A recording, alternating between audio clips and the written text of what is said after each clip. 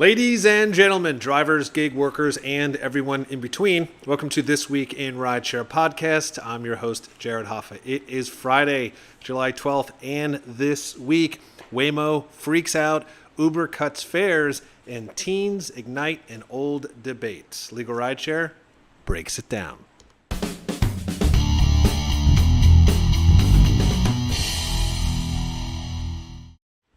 And from Legal Rideshare, I'm joined by the co-founder and lead attorney, Bryant Greening. Bryant, happy Friday. Happy Friday, Jared. Good to be back after a holiday weekend. Holiday weekend, back on camera. It's a beautiful sunny day in Chicago. I mean, can't ask for much more, honestly, especially after a nice holiday weekend. It is. Everybody's relaxed. The sun, like you said, is shining. So are we. Let's go. Let's go. And let's go we shall, because the first story is it's kind of funny. Um, we'll begin here. A Waymo vehicle, and this is the exact words from the officer, quote unquote, freaked out in Phoenix. Now, this is from the Verge, and they reported, quote, in about 2.5 minutes of body cam footage, the officer told Waymo the car was driving in a construction zone when it went into opposing lanes of traffic, which they said is real bad, obviously. He then told a curious bystander what had happened, adding, "So I light it up and it takes off in the intersection." A dispatch record reportedly said the car drove through a red light and freaked out before it pulled over. Waymo spokesperson said that in an email that the vehicle had no passengers, drove into the oncoming lane when it encountered inconsistent construction signage, and that it was blocked from navigating back into the correct lane. So, Brian, I feel like we talk about this every week. I think these stories are just getting more ridiculous. Luckily, no one was hurt, though. Yeah, this was anytime that the officer uses the term freak out, that's never a good sign. No. I review a lot of crash reports, a lot of police reports in my line of work, and I cannot say that I've read anything in the past where the officer said that something, quote, freaked out. Um, That's the only way to describe it. What we're seeing here is that the technology is not ready for the complex world that we live in. We talk about this all the time. The fact that these cars are on the street, that they're going through construction sites, which are, extremely dangerous areas for both vehicles, pedestrians, workers. It's crazy. These glitches need to be worked out. The technology needs to be better. And until we can have a situation where the vehicle can operate safely in all areas of our cities, which happens to include construction sites, which happens to include areas of large pedestrian crossings like schools. We need to know that the vehicles are safe, that they're not going to cause problems, that they're going to act appropriately, and that they can adapt to the real world without hurting people, causing traffic jams, and just causing general mayhem. Yeah, I think it's funny. The rebuttal always seems to be, at least what we've been seeing now from Waymo's side, is always, hey, it was in, the construction signs were inconsistent. Hey, the cone wasn't where it was supposed to be. It's just like you said, there's so many human factors at play, especially with construction. And so what Waymo's response is like, well, if it's not exactly how it's supposed to be, the car doesn't know what to do. I also, though, think it's interesting because they said, okay, it went into oncoming traffic because the signs. Okay, fine. But then apparently when it saw the cop, it freaked out. I mean, that's like literally, it's not just that it went in the other lane, it sped for a moment. Like the car almost panicked and didn't know what to do in all of this happening at once. And like, what would have happened if a pedestrian was crossing the street? Would it have just plowed into that person? I mean, it's really insane to think about. It is. And what you brought up the fact that it's, Waymo's response is, well, the signs weren't perfect. Well, that's the real world. Signs are not perfect often. Cones are placed in places that might not be what you would expect often.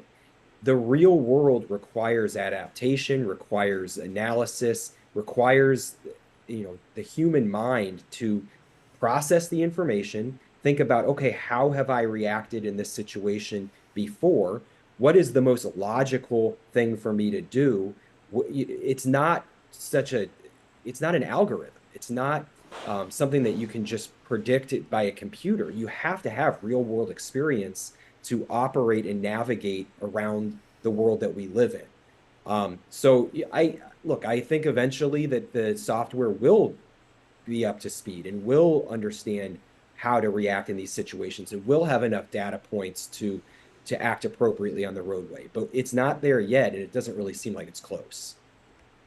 Yeah, I agree. I mean, we talk about this a lot, but it's kind of just the reality. Well, we'll head on to the second story here. Uber uses loopholes to cut fares in Australia. This is from The Guardian, and they reported, quote, last week Uber told drivers that rider fares would be cut from the 7th of August. The company has not told drivers the exact amount, but it is understood it would be an average of less than 5%.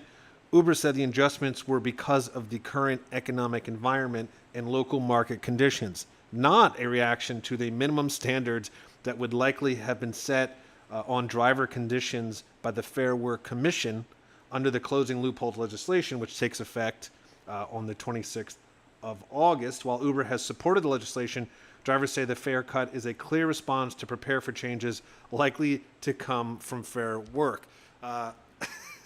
I don't think I even need to give a response to that, Brian. I think I can just let you take over from here. We've seen this before.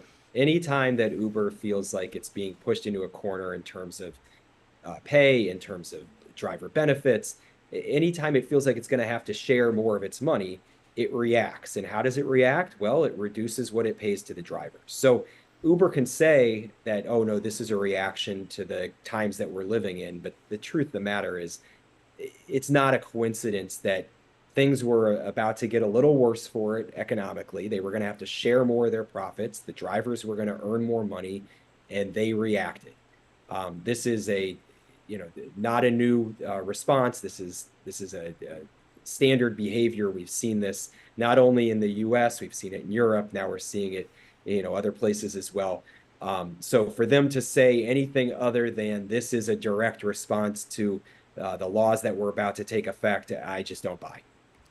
Yeah, the same, and we'll see. Obviously, once this takes effect on it says the 26th of August. They obviously are going to cut it before that. That was the strategy here. I don't know much about this new, I guess, ordinance they would call it, but I'm sure we're going to hear more of this. I can't imagine Uber's just going to be. It says they agree with it, they support it, but again, they always say that until, as you just pointed out, it affects them, and then once it affects them, they pretty quickly respond to it. So. I don't know. I don't know if you have any other insight into this. I just know that, of course, it's a loophole. They got into it. Yeah, the only insight is that nobody protects its pocketbook as well as Uber. When it comes to their bottom line, they're going to do everything that they can to maximize what they keep, maximize what's there for their shareholders, and the drivers are not often part of that equation. Yeah, well said, and obviously the truth there, as we all know. And the final story this week is Uber for Teens ignites an old debate, and this is from TechCrunch, and they reported, quote, 7 years ago, Uber and Lyft blocked an effort to require ride-hailing app drivers to get fingerprinted in California. But by launching Uber for Teens earlier this year, the company is inadvertently resurfacing the issue. So Uber for Teens launched in February in California, which allows kids aged 13 to 17 to order their own rides under a parent's account. Public documents show that Uber reached out to the California Public Utilities Commission seeking clarity on a ruling that said any transportation network company whose business involved primarily transporting minors would need to enforce strict background checks for drivers, including fingerprinting. Now, Uber argues that it doesn't need fingerprinting to ensure adequate background checks. Aside from a motor vehicle report, Uber checks drivers for criminal convictions, including sexual offenders. The company said in June, filing with the CPUC, that it also reruns both of those driver checks annually and monitors drivers continuously. So, Brian, I do find it interesting that they don't want to do the fingerprinting. Is this a money thing? Is this what's the deal here? Yeah, I think primarily it's a privacy thing. They're concerned about the privacy of their drivers. I think it's a valid point, but ultimately safety needs to come first. And when we're talking about transporting minors and creating a business model that allows minors to enter the car with strangers, safety has to be the number one factor. it might make sense to have two different types of Uber drivers. One that is qualified and passes background checks, including fingerprints, to be able to transport minors, and one that does not. That would be maybe a good compromise.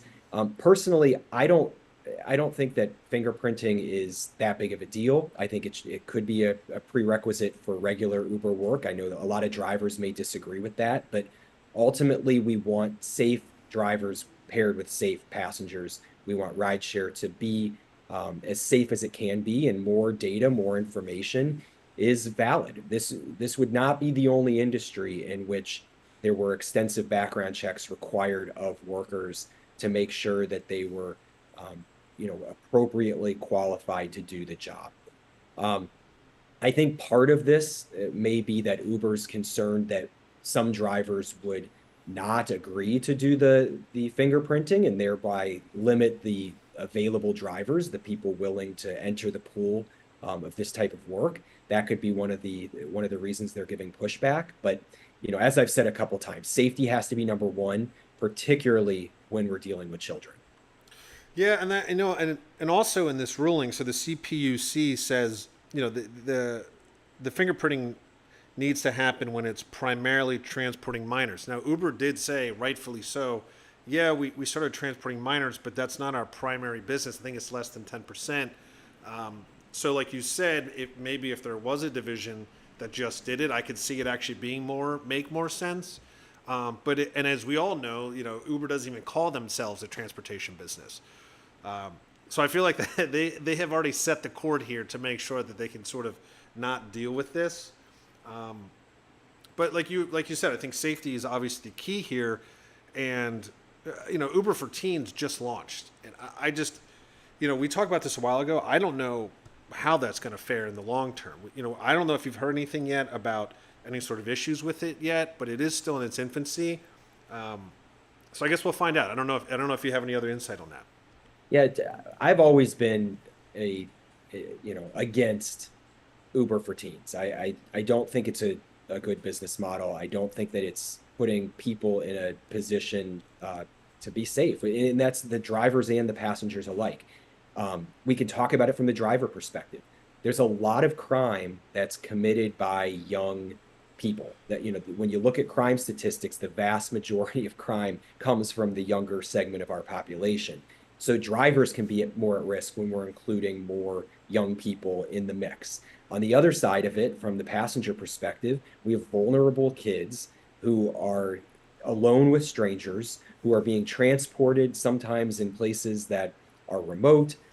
Certainly, they don't have a way to exit the vehicle, in the middle of a ride, or God forbid they put on the child locks or something like that to keep people inside the vehicle. There's just a lot of things that can go wrong, and when we're dealing with minors, I don't see this as a necessary product.